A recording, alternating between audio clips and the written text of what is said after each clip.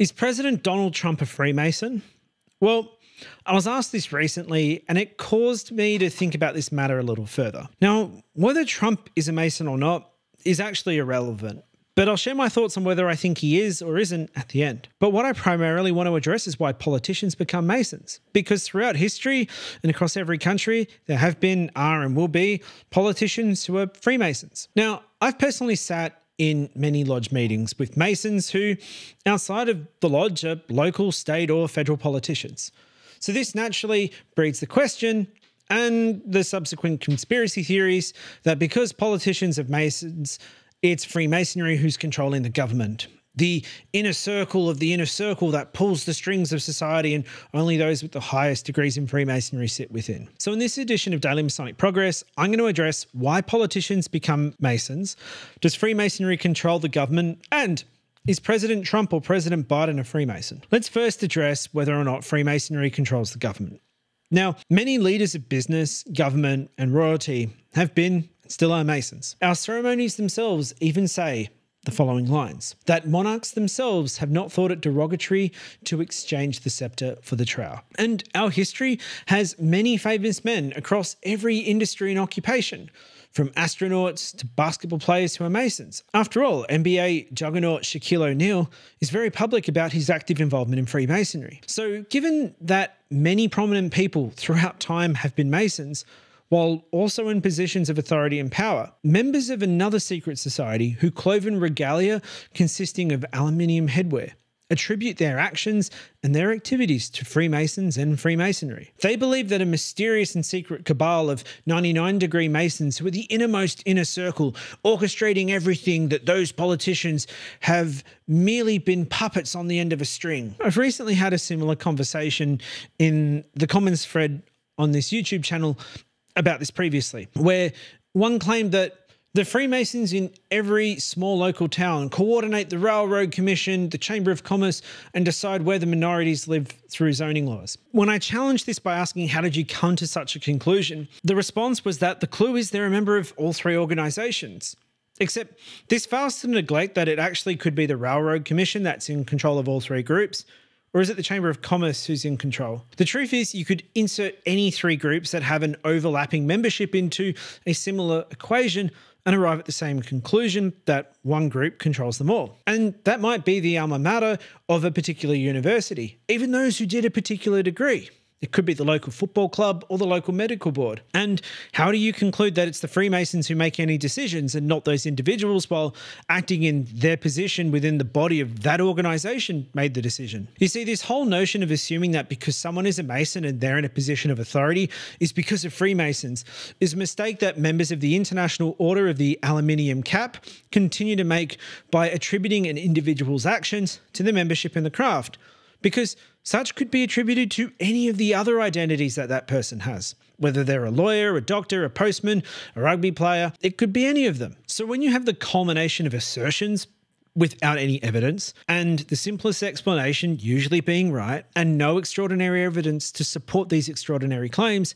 you arrive at the point that Freemasons, despite the conspiracy theories, don't control the government as well. And being the easiest one to pin the targets on, oh, you have secrets and you have initiations, but you're not initiated to the high enough degree and you have secrets and you can't tell us. What a load of rubbish. And here's the thing. Even if we use logic, which is one of the several liberal arts and sciences, to accept that Freemasons don't control the government, still doesn't explain why many politicians on both sides of the aisle are also Freemasons. Now, I'm going to give two answers here. And the first answer assumes mercenary or unworthy motives. The other, genuine motivations for becoming a Mason. And I'm not going to assume that the mercenary or unworthy motives are intended to be for direct political gain, but we need to keep in mind that we must never attribute malice to something easily explained by ignorance. Freemasonry is like any local community organisation. Whether it's the Lodge, the Chamber of Commerce, Rotary, Lions, the Church, the School Parents Association, the Football Club, these organisations are full of people who deeply care about the local community they live in. For politicians, membership presents an opportunity to get in front of the voting public as a member of their local community. It's also why real estate agents, I'm a former real estate agent myself and I still work in the industry, we're also members of these groups. It's purely a networking thing. And also to show your positive qualities as a human being while contributing to the community. It reminds me of Scott Morrison's fake tradie from a few years ago, but I digress. Now, there are going to be a minority of politicians who are in these groups in disguise to create and manage a public perception, to build a network of connections to get them over the line come election. And really, in many and most cases, the motivations to be involved in these groups is because politicians, wait for it, I know this is going to be hard to believe, and it doesn't feel like it at times, but they're human beings and they care about the communities they live in. I can't believe I'm saying this. And the reason why they become politicians is to make their communities a better place.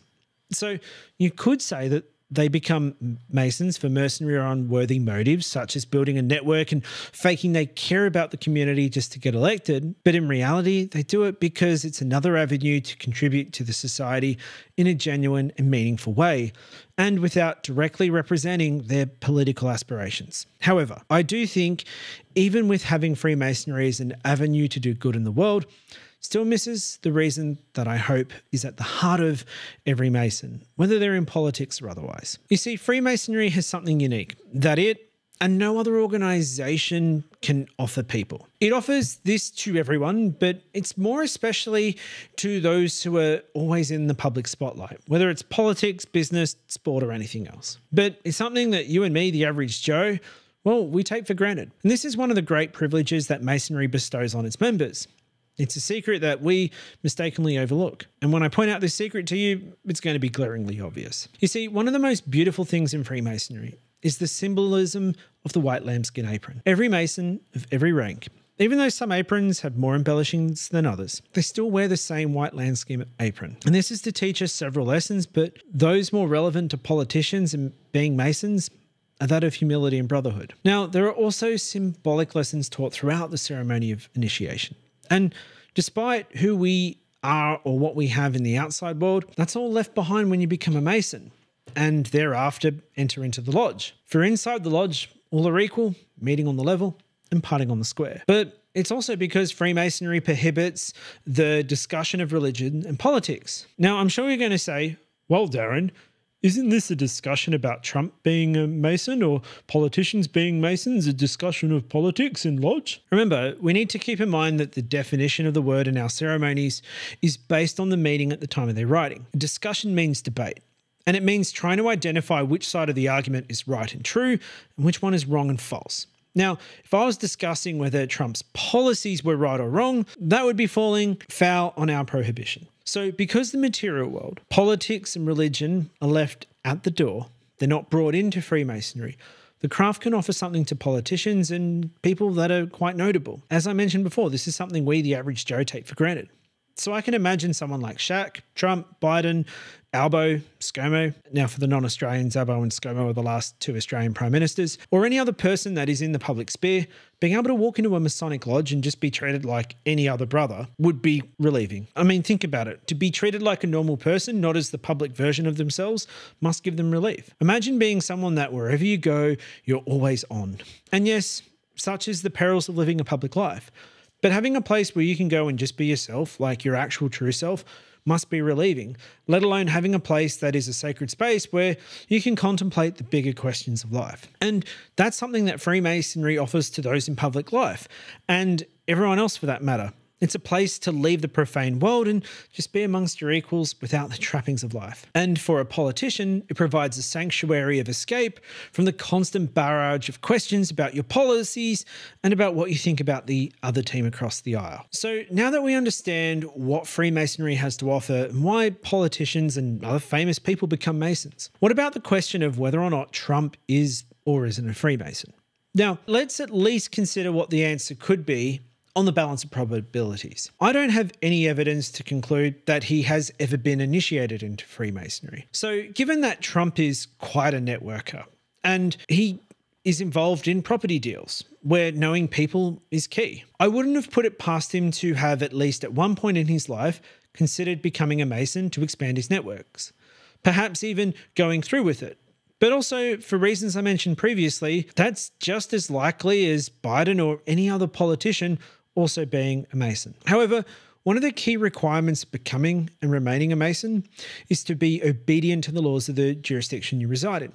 Now, This doesn't matter whether you agree or disagree with the court's decision over Trump's charges. It doesn't really matter what you think about it either, because it's all irrelevant. Freemasonry is not concerned with opinions, just the truth. Another way to put it, Freemasonry is just and true. And part of obeying the law is obeying the decisions of its judicial system, regardless of your own opinion of them. So that given that Trump has been convicted and found guilty of felony crimes by a court of law, in the event he was an active member of the fraternity, such would have him immediately excluded. So is Trump a Mason? Is Biden a Mason? Or is any other politician a Mason? Truthfully, it really doesn't matter. It's irrelevant to the true practice of Freemasonry, its purposes and objectives. But they're just as likely to be Masons as they're unlikely to be a Mason.